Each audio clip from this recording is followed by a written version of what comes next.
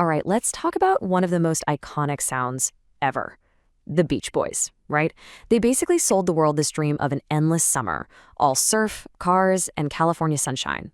But, behind that perfect sunny sound, there's a story that's, well, a lot more complicated. It's a story of pure genius, but also some really deep trauma and incredible innovation. And this right here really gets to the heart of the whole paradox of the Beach Boys. You've got the image they sold us, the California dream. I mean, that was their brand, their entire identity. But the reality? Whoa, it was something else entirely. We're talking about a world built on family trauma, intense studio isolation, and what you could only call creative warfare. And look, if you really want to understand where that incredible music came from, you've got to understand both sides of this coin. So, where does this story even begin? Well, like a lot of these stories, it starts at home. To figure out how they built that legendary wall of sound, we've got to go back to a simple garage in Hawthorne, California. Okay, so at its core, the band was literally a family affair. You had the three Wilson brothers, Brian, who was the undeniable genius behind it all, Dennis, who, funny enough, was the only one who actually surfed, and then Carl, kind of the soulful anchor of the group. And rounding it out were their cousin, Mike Love, with that super distinctive bass voice, and a high school buddy, Al Jardine. And the architect of that sound? It was all Brian. I mean, get this. Before he was even a Beach Boy, he was just a teenager in his bedroom with a tape recorder. He became absolutely obsessed with deconstructing these super complex jazz harmonies from groups like the Four Freshmen.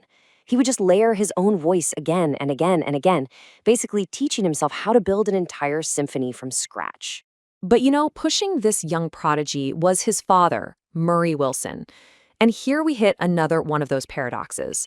On one hand, Murray was this relentless manager who hustled and got them their first big record deal. But on the other hand, well, by all accounts, he was a deeply abusive man. We're talking about psychological and physical cruelty that left permanent scars on his sons. It even led to Brian losing most of the hearing in his right ear.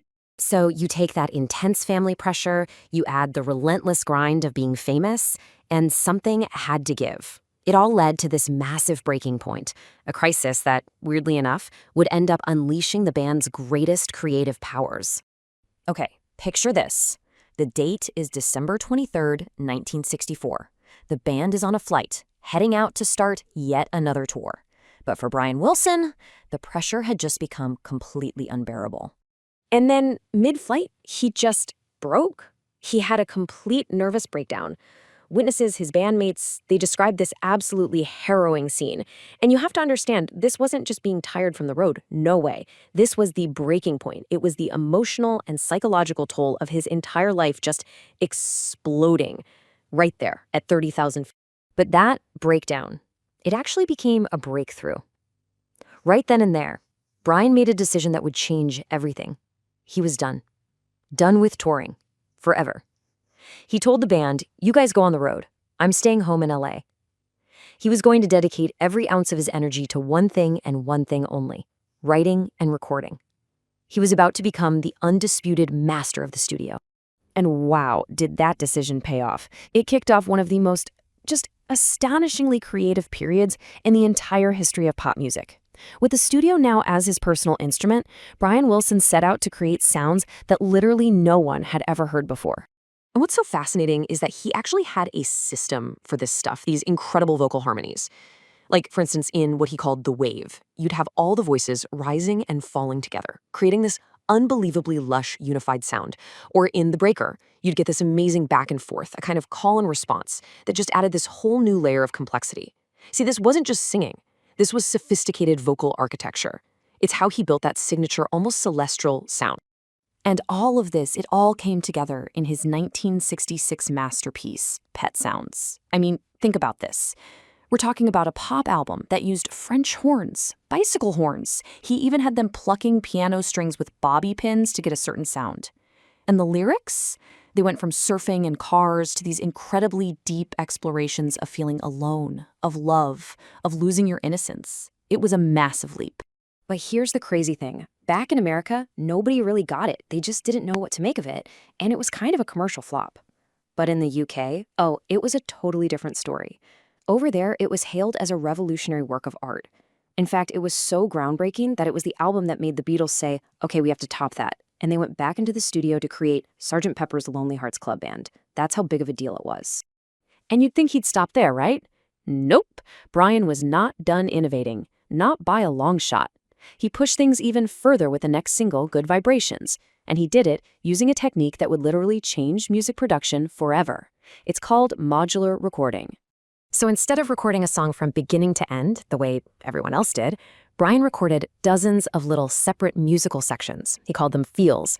And then he physically cut the tape and spliced it all together, like a giant sonic puzzle. I mean, the process was just astounding. It took 7 months in 4 different studios, and he recorded over 90 hours of tape, all for a single 3-minute song. This was completely, utterly unheard of at the time.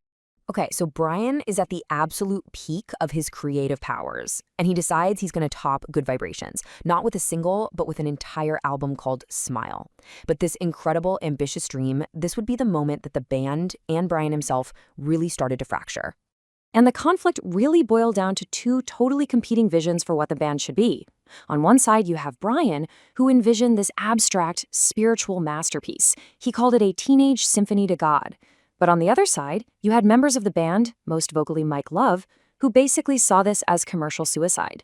To him, these weird, abstract lyrics were just abandoning the successful formula of Cars, Girls, and Sun that had made them famous in the first place.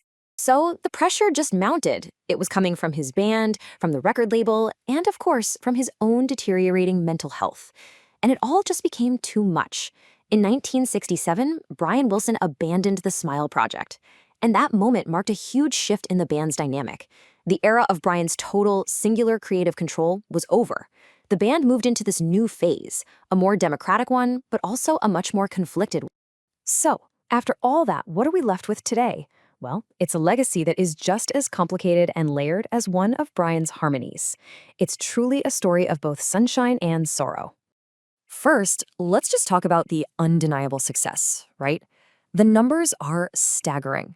They've sold over 100 million records worldwide. That makes them the most successful American rock band of all time, with an incredible 36 top 40 hits. But really, their true influence goes so much deeper than just record sales. I mean, they were the ones who pioneered using the studio itself as an instrument. They brought a level of harmonic complexity to pop music that just wasn't there before. That whole modular recording thing we talked about, that literally became the blueprint for modern digital editing. And on a human level, Brian's personal story, it's made him this powerful symbol of resilience for people struggling with mental illness. And all of this has kind of created this strange dual identity for the band today. On one hand, you have the touring version of the Beach Boys, which is all about celebrating those classic Fun in the Sun hits.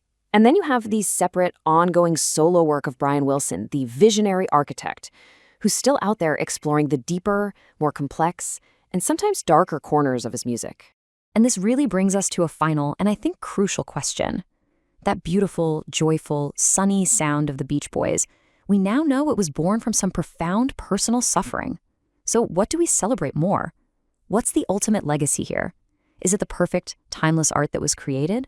Or is it the incredible story of the fragile creator who somehow managed to survive it all? It's definitely something to think about the next time you hear one of those teenage symphonies to God.